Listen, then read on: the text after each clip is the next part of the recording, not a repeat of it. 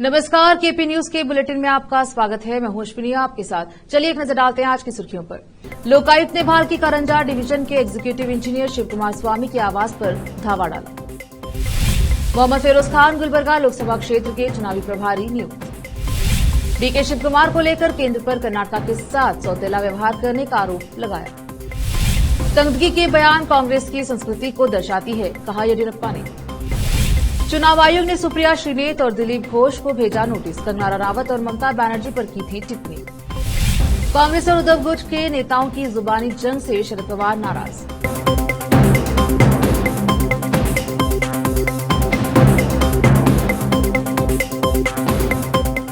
अब समाचार विस्तार से। बीदर में आज सुबह लोकायुक्त पर धावा शुरू किया गया, जिसमें लोकायुक्त ने भाल की कारंजा डिवीजन के एग्जीक्यूटिव इंजीनियर शिव कुमार स्वामी के आवास सहित अन्य ठिकानों के साथ साथ कार्यालय पर भी धावा डाला है। अवैध संपत्ति चोरी के आरोप में लोकायुक्त ने किया यह धावा। शिव कुमार स्वामी के बीदर शहर के एग्रीकल्चर कॉलोनी, उनके स्वग्राम नगुरा, भालकी में कारंजा कार्यालय और गुलबर्गा शहर में रहे ठिकानों पर एक साथ धावा डाला है। यह धावे का नेतृत्व डीएसपी नीलप्पा ओलेकर ने किया और धावे के दौरान जब्त दस्तावेज आदि की जांच की जा रही है। विशेष संवाददाता की रिपोर्ट। युवा नेता और बीदर जिला वक्फ सलाहकार समिति के अध्यक्ष मोहम्मद फिरोज खान को एनएसयूआई के राज्य अध्यक्ष कीर्ति गणेश ने एनएसयूआई के राज्य महासचिव नियुक्त करते हुए आगामी लोकसभा चुनाव में गुलबर्गा लोकसभा क्षेत्र के चुनाव प्रभारी भी घोषित किया है। हालांकि हाल ही में फिरोज खान को बीदर जिला सलाहकार समिति के अध्यक्ष के रूप में नियुक्त किया गया था। पार्टी ने उन्हें और जिम्मेदारी सौंपी है। मोहम्मद फिरोज खान को गुलबर्गा लोकसभा क्षेत्र का चुनाव प्रभारी नियुक्त किए जाने पर विभिन्न संघ संगठनों ने उन्हें बधाई दी और इसके साथ साथ journalist doctor Masood, industrialist Shakiruddin, महागवी, बिजनेसमैन एसके सलीम और समाजसेवी वहीद लखन ने भी फिरोज खान को हार्दिक शुभकामनाएं दी। विशेष संवाददाता की रिपोर्ट। कर्नाटक कांग्रेस प्रमुख और राज्य के उप मुख्यमंत्री डीके शिव कुमार ने सूखे की स्थिति के बीच कई विकास परियोजनाओं के लिए धन को लेकर केंद्र पर कर्नाटक के साथ सौतेला व्यवहार करने का आरोप लगाया है। डीके शिव कुमार से परियोजनाओं के लिए धन की कमी के उनके दावों के बारे में पूछा गया तो उन्होंने कहा कि कर्नाटक में डबल इंजन वाली सरकार थी। मुख्यमंत्री बोमे जब वह खुद सत्ता में थे ने स्वीकार किया था। विधानसभा में रिकॉर्ड पर कहा गया कि हमें अपने हिस्से के लिए लड़ना होगा। उन्होंने केंद्र पर सूखा प्रभावित तालुकों में 50 दिन का अतिरिक्त काम नहीं देने का आरोप लगाया। मैं बड़ी बड़ी बातें नहीं कर रहा हूं। मनरेगा कार्यक्रम है जिसमें हर सूखे के समय हमें 150 दिन काम देना होता है, लेकिन वे केवल 100 दिन दे रहे हैं। उन्हें 50 दिन और देने होंगे। यह देश का कानून है, यह अनिवार्य है। हमारे 200 तालुके सूखे की चपेट में हैं, लेकिन सूखे के लिए एक भी रुपए की धनराशि नहीं दी गई है। मेरे मुख्यमंत्री और मंत्री सभी प्रधानमंत्री, गृह मंत्री और अन्य केंद्रीय मंत्रियों से मिले, उन सभी से अनुरोध किया, लेकिन कुछ नहीं दिया गया। पूर्व मुख्यमंत्री बीएस येदियुरप्पा ने बुधवार को कहा कि कन्नड़ और संस्कृति मंत्री शिवराज तंगदगी का यह बयान कि प्रधानमंत्री नरेंद्र मोदी का नाम लेने वालों को थप्पड़ मारा जाएगा, कांग्रेस की संस्कृति और राज्य में सत्तारूढ़ दल की जातियों के चरम को दर्शाता है। बीएस येदियुरप्पा ने संवाददाताओं से कहा कि दुनिया मोदी के नेतृत्व का सम्मान करती है और उन मंत्रियों के खिलाफ कार्यवाही की जानी चाहिए जो उनके बारे में अनाप शनाप बयान दे रहे हैं। उन्होंने कहा कि बेलगावी भाजपा नेताओं ने मंगलवार रात एक बैठक की और पूर्व मुख्यमंत्री जगदीश शेट्टार के साथ खड़े होने का आश्वासन दिया, जिन्हें बेलगाम संसदीय क्षेत्र से लोकसभा चुनाव के लिए उम्मीदवार बनाया गया है। उन्होंने कहा कि मुख्यमंत्री सिद्धरामैया बड़ा बनने के लिए मोदी के खिलाफ बयान दे रहे हैं। ऐसे बयान मुख्यमंत्री के कद के अनुरूप नहीं हैं और उनके बयान हास्यास्पद हैं। सिद्धरामैया को अपने कृत्यों पर आत्मनिरीक्षण करना चाहिए। All India lawyers association for justice AILAJ ने सोमवार 25 मार्च को कर्नाटक के मुख्यमंत्री सिद्धरामैया को पत्र लिखकर कार्यालय के बाहर और पंजीकरण की वेबसाइट पर विशेष विवाह अधिनियम के तहत इच्छित विवाह के नोटिस अपलोड करने की प्रथा पर रोक लगाने की मांग की। पत्र में लव जिहाद का दावा करने वाले एक अंतरधार्मिक जोड़े की शादी का नोटिस साझा करने के लिए दक्षिणपंथी संगठन के सदस्य मोहन गौड़ा की भी आलोचना की गई है। लव जिहाद हिंदू दक्षिणपंथियों द्वारा किए गए एक फर्जी दावे को संदर्भित करता है कि मुस्लिम पुरुष हिंदू महिलाओं को इस्लाम में परिवर्तित करने के लिए शादी का प्रलोभन दे रहे हैं। नोटिस में भावी जोड़ों के नाम और पते का खुलासा किया गया, जिससे उन्हें निशाना बनाए जाने का खतरा हो गया। कुल मिलाकर गौड़ा ने 23 मार्च को 3 जोड़ों की शादी का नोटिस पोस्ट करके 4 जोड़ों को धोखा दिया है। पत्र में सरकार से आग्रह किया गया है कि एसोसिएशन ने यह भी कहा कि विशेष विवाह अधिनियम की धारा 6 भेदभावपूर्ण और मनमानी है। यह देखते हुए कि हिंदू विवाह अधिनियम या अन्य व्यक्तिगत कानूनों में ऐसी आवश्यकता नहीं है, क्योंकि यह संविधान के अनुच्छेद 14 समानता का अधिकार का उल्लंघन करता है। सभी जोड़ों ने विशेष विवाह अधिनियम 1954 के तहत पंजीकरण के लिए आवेदन किया है, जो जोड़ों को अपना धर्म बदलने बिना शादी करने की अनुमति देता है। हालांकि अधिनियम की धारा 6 के तहत सरकार के लिए 30 दिनों की अवधि के लिए नोटिस लगाना अनिवार्य है और धारा 7 के तहत लोग इच्छित विवाह पर आपत्ति दर्ज कर सकते हैं। ये प्रावधान जोड़ों को असुरक्षित बनाते हैं। अब रुकते हैं छोटे से ब्रेक के लिए, जल्द लौटेंगे ब्रेक के बाद। हिंदुस्तान के हर कोने में हम हैं मौजूद। 24 घंटे हालात पर गहरी नजर, खबरों से जुड़े चुपते सवालात, और आपको दिखाता है धार्मिक, सामाजिक, राजनीतिक, लोकल और इंटरनेशनल न्यूज की सबसे बेहतर कवरेज, जो आपको रखती है हर पल बाखबर। देश और दुनिया भर की खबर के लिए देखते रहें केपी न्यूज 24/7। ब्रेक के बाद स्वागत है आपका। देखते हैं समाचार। ईसी ने आज महिलाओं पर टिप्पणी करने को लेकर बीजेपी नेता दिलीप घोष, कांग्रेस नेता सुप्रिया श्रीनेत को कारण बताओ नोटिस जारी किया है। चुनाव आयोग ने सुप्रिया श्रीनेत को इसीलिए नोटिस भेजा है क्योंकि हाल ही में सुप्रिया श्रीनेत के सोशल मीडिया अकाउंट से कंगना रनावत पर आपत्तिजनक टिप्पणी की गई थी। वहीं बीजेपी के नेता दिलीप घोष को भी इस कारण नोटिस भेजा है क्योंकि घोष ने ममता बनर्जी पर टिप्पणी की थी। इसे लेकर बीजेपी के राष्ट्रीय अध्यक्ष जेपी नड्डा ने भी घोष से जवाब मांगा था। जानकारी दे दें कि हाल ही में कांग्रेस नेता सुप्रिया श्रीनेत ने कंगना रनावत के मंडी लोकसभा प्रत्याशी बनने पर निशाना साधा था। उन्होंने अपने आधिकारिक सोशल मीडिया अकाउंट पर कंगना की एक शेयर पोस्ट पर लिखा था कि मंडी में आज क्या भाव चल रहा कोई बताएगा। पोस्ट होने के कुछ ही देर बाद लोगों ने उसे इस टिप्पणी के लिए ट्रोल करना शुरू कर दिया, जिसके बाद कांग्रेस नेता ने सफाई दी और कहा कि उनका अकाउंट कई लोग इस्तेमाल करते हैं और उन्हीं में से किसी ने ये किया है। बता दें कि कंगना रनावत की बीजेपी ने मंडी लोकसभा से टिकट देकर मैदान में उतारा है।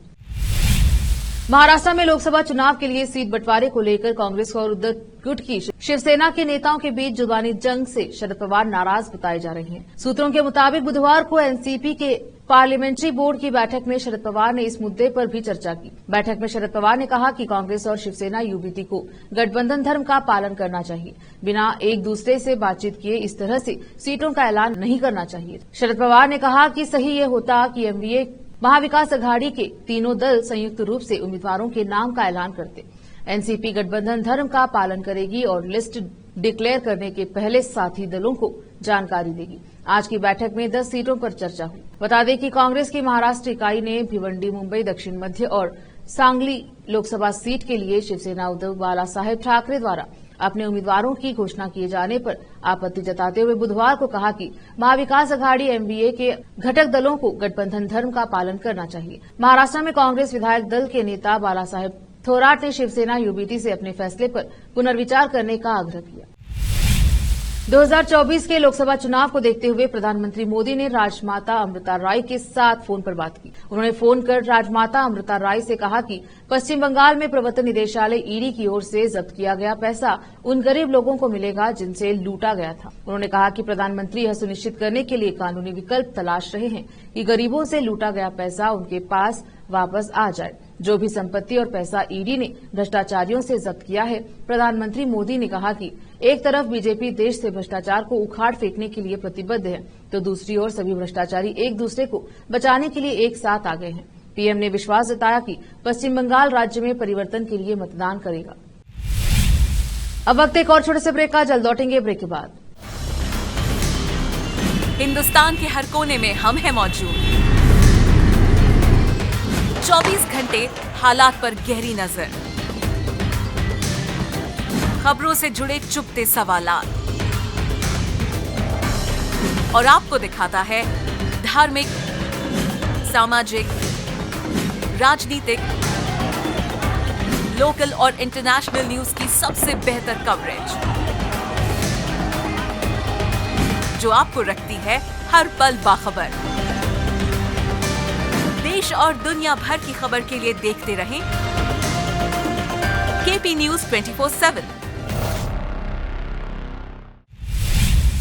ब्रेक के बाद स्वागत है आपका। देखते हैं समाचार। केंद्रीय मंत्री नितिन गडकरी ने बुधवार को नागपुर से भारतीय जनता पार्टी को लेकर उम्मीदवार के तौर पर अपना नामांकन दाखिल कर दिया। इस दौरान महाराष्ट्र के मुख्यमंत्री एकनाथ शिंदे, उप मुख्यमंत्री देवेंद्र फडणवीस, उप मुख्यमंत्री अजित पवार समेत कई बड़े नेता मौजूद रहे। गडकरी के नामांकन के लिए हजारों की संख्या में बीजेपी कार्यकर्ता नागपुर के संविधान चौक पर इकट्ठा हुए। संविधान चौक पहुंचने से पहले केंद्रीय मंत्री नितिन गडकरी ने घर में अपनी आराध्य देवी की पूजा अर्चना की और बाद में संविधान चौक पर पहुंचकर डॉक्टर बाबा साहेब अम्बेडकर की प्रतिमा का माल्यार्पण किया। नामांकन जुलूस के दौरान केंद्रीय मंत्री नितिन गडकरी के परिवार के सदस्य मौजूद रहे। उनकी पुत्रवधू ने इस मौके पर कहा कि इस बार फिर से दिल से कहो नितिन गडकरी की गूंज पूरे नागपुर में सुनाई दे रही है। परिवार के सदस्यों का मानना है कि इस बार नितिन गडकरी 5 लाख से भी ज्यादा की मार्जिन से चुनकर आएंगे। नितिन गडकरी की दोनों पुत्रवधू ने जोर देते हुए कहा कि इन्होंने पिछले 10 सालों में जितना काम किया है उससे लग रहा है कि नागपुर की जनता पूरी तरीके से नितिन गडकरी के साथ है। नितिन गडकरी की पुत्री एवं उनके रिश्तेदारों ने कहा कि दूर दूर तक गडकरी के मुकाबले में कोई नहीं दिख रहा है। इंटरनेशनल लेबर ऑर्गेनाइजेशन ILO और institute for human development IHD ने आज साझा रूप से एक आंकड़े जारी किए, जिसमें भारत की एम्प्लॉयमेंट रिपोर्ट 2024 भी जारी की गई।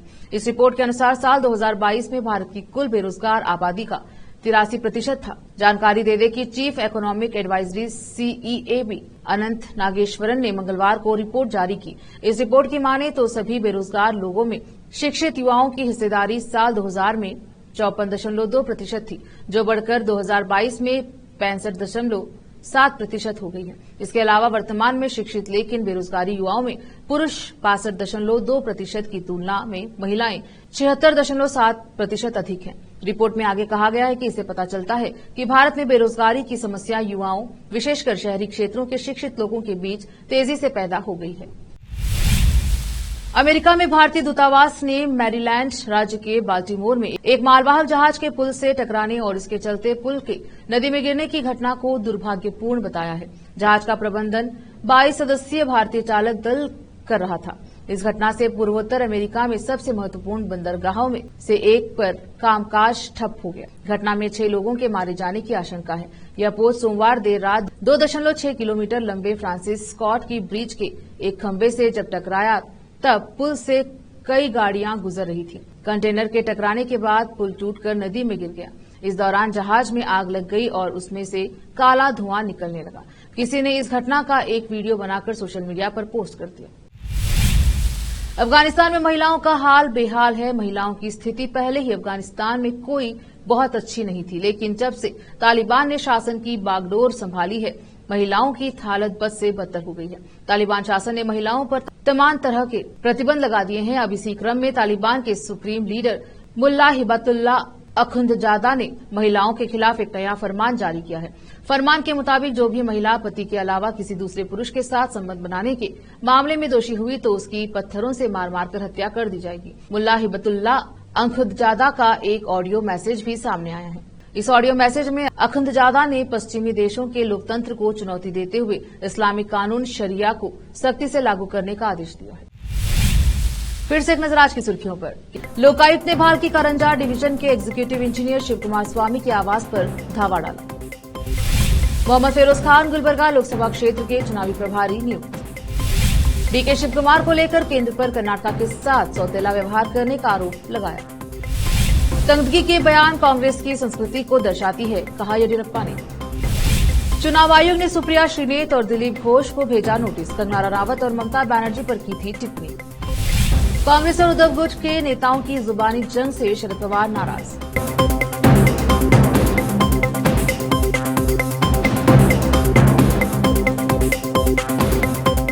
केपी न्यूज के बुलेटिन में आज इतना ही। देखते रहिए केपी न्यूज 24/7।